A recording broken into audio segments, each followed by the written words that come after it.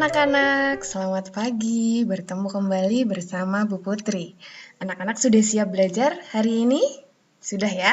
Jangan bosan untuk belajar.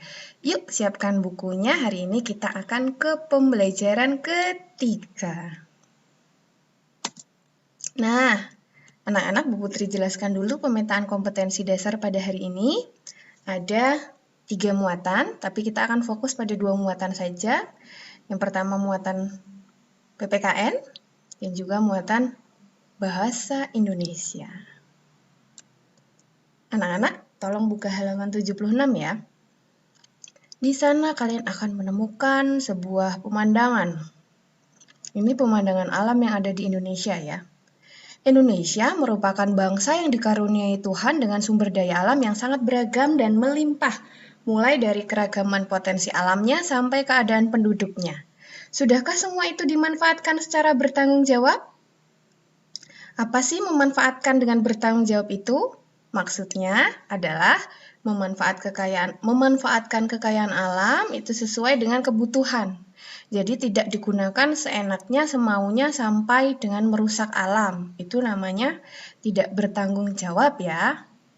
Oke, selanjutnya di bawahnya ada bacaan mengenai Beni. Jadi Beni bertemu dengan Pak Anto. Silahkan anak-anak baca ya. Di sela-sela istirahat, Pak Anto dan Beni memerhatikan lingkungan alam sekitar. Di sebelah timur mengalir sungai dengan aliran airnya yang jernih dan deras.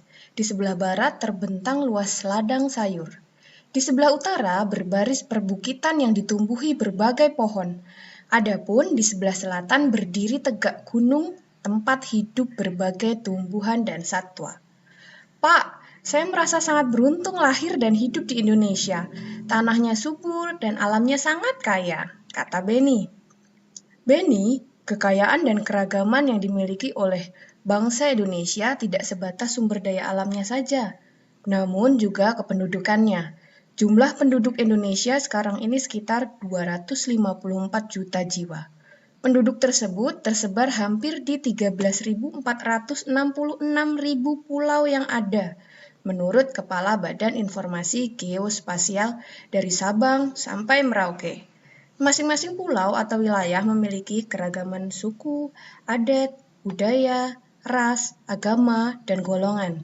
Dari sekian banyak penduduk tersebut juga terdiri atas beragam latar belakang pendidikan, ekonomi, sosial, dan budaya. Jelas Pak Anto. Wah, saya makin bangga jadi anak Indonesia, sahut Beni. Kalau anak-anak bangga tidak jadi anak Indonesia? Bangga ya. Nah, tadi kalian sudah membaca bacaan yang berhubungan dengan keberagaman yang dimiliki oleh bangsa Indonesia. Sekarang perhatikan yang ada di layar. Kalian bisa buka kalau di buku halaman 77. Kita akan belajar sedikit tentang keberagaman Indonesia ya anak-anak. Perhatikan, kalian di pembelajaran yang sudah lalu melihat peta Indonesia, ada beberapa pulau yang ada. Di Indonesia itu ada sekitar 17.000 pulau yang tidak semuanya berpenghuni ya. Jadi ada yang ada penghuninya, ada yang tidak. Pulau-pulau besar ini kamu harus tahu pulau apa saja. Mulai dari ujung barat. Pulau apa ini? Sumatera. Yang paling padat penduduknya? Pulau Jawa. Yang luas ini? Pulau Kalimantan. Sulawesi. Ini ada Nusa Tenggara di sini. Ada Maluku dan juga Papua. Juga pulau-pulau kecil lainnya ya. Nah, sekarang kita akan membahas tentang kepadatan penduduk Indonesia. Kalian lihat tabel di bawahnya ada beberapa pertanyaan. Oke, kita bahas satu-satu ya. Kalau ada pertanyaan, pulau manakah yang paling padat penduduknya di Indonesia? Ayo jawab, tadi Bu Putri sudah sebutkan. Pulau mana? Pulau yang kalian tempati saat ini, yaitu pulau? Iya, Pulau Jawa, paling padat. Kemudian pertanyaan selanjutnya, pulau manakah yang paling sedikit penduduknya di Indonesia? Paling sedikit ya, bukan paling sedikit kepadatannya, paling sedikit jumlahnya. Ada di Pulau Papua. Berapakah jumlah kepadatan penduduk Provinsi Lampung? Ya, sekitar 50 sampai 100 orang per kilometer persegi. Berapakah jumlah kepadatan penduduk Provinsi Papua Barat? Kira-kira lebih atau kurang dari ini ya? Iya, tentu saja kurang ya. Sekitar 10 orang per kilometer persegi. Nah, sekarang berapakah jumlah kepadatan penduduk provinsi tempat tinggalmu? Kamu tinggal di Provinsi Daerah Istimewa Yogyakarta. Berapa jumlah kepadatan penduduknya?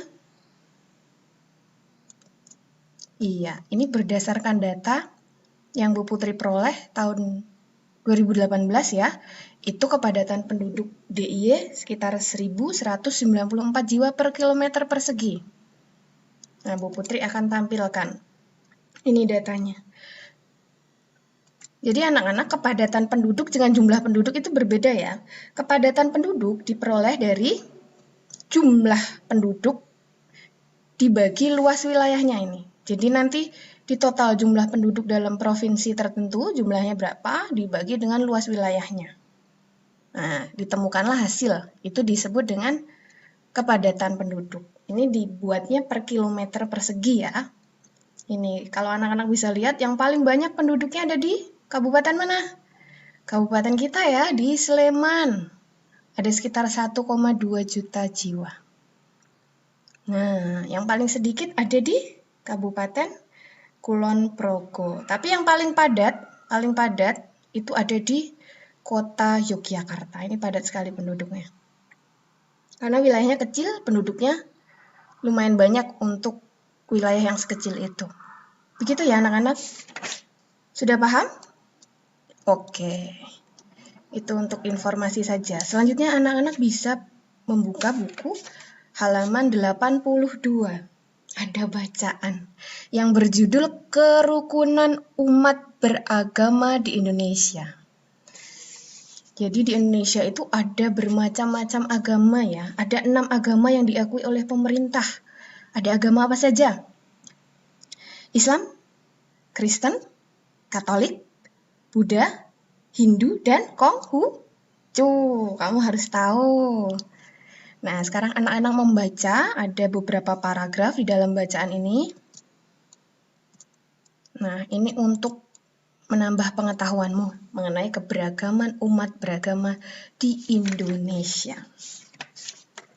Nah, nanti anak-anak setelah kalian membaca, di bawahnya ada tabel yang meminta kalian menuliskan ide pokok. Nah, itu tidak usah saja karena kalian sudah beberapa kali mengerjakan tugas menulis ide pokok dan kalian sudah lumayan paham, jadi tugasnya tidak perlu dikerjakan untuk menulis ide pokok.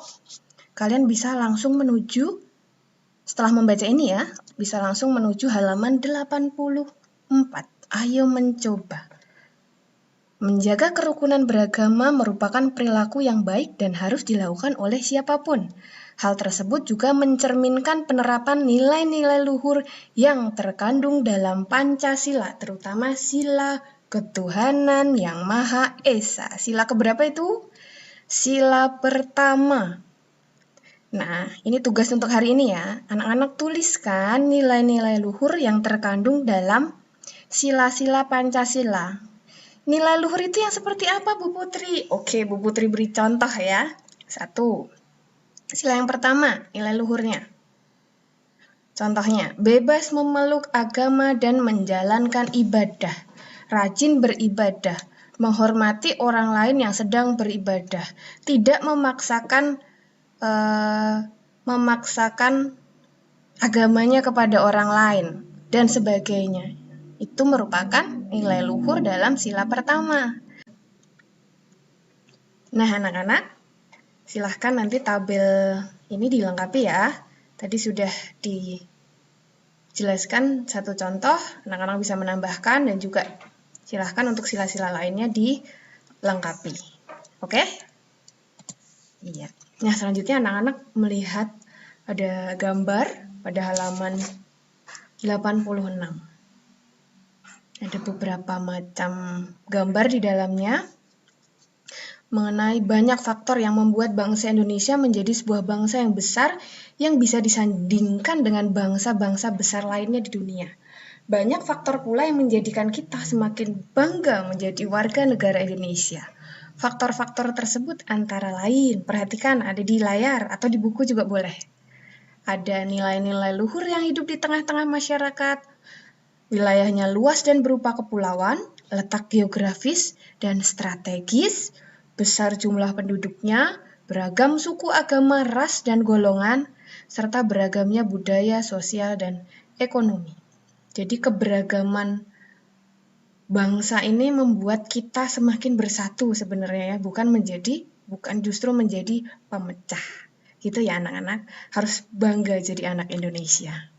Oke, nah ini tugas kerja sama dengan orang tua ya. Nanti setelah selesai kalian mengerjakan tugas tadi untuk mencari nilai-nilai luhur, kalian mintalah pendapat orang tuamu mengenai perilaku-perilaku orang di wilayah tempat tinggalmu. Adakah perilaku mereka yang tidak sesuai dengan nilai-nilai yang terkandung dalam sila-sila Pancasila? Nanti ditanyakan ya, kalau tidak ada bagus. Kalau ada, kamu dengarkan, kamu simak apa saja yang boleh kamu contoh. Kalau itu baik, kalau itu tidak baik, jangan dicontoh ya anak-anak. Oke, sekian saja pembelajaran kita hari ini. Semoga bermanfaat. Jangan bosan untuk belajar, tugasnya dikerjakan. Sampai berjumpa lagi di lain kesempatan. Sampai jumpa anak-anak.